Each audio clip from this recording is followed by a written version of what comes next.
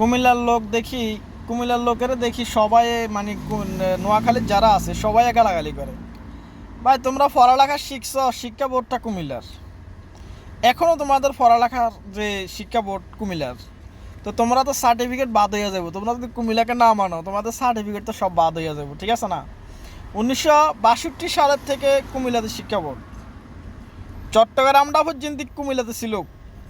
চট্টগ্রাম শিক্ষা বোর্ড হয়েছে 1995 সালে, ইউটিউবে গুগল মারি দেখো, ঠিক আছে?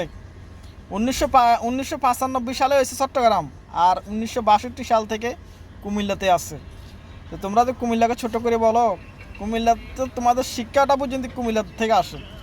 শুধু শিক্ষা না, তোমাদের অনেক কিছুই কুমিল্লার থেকে আসে।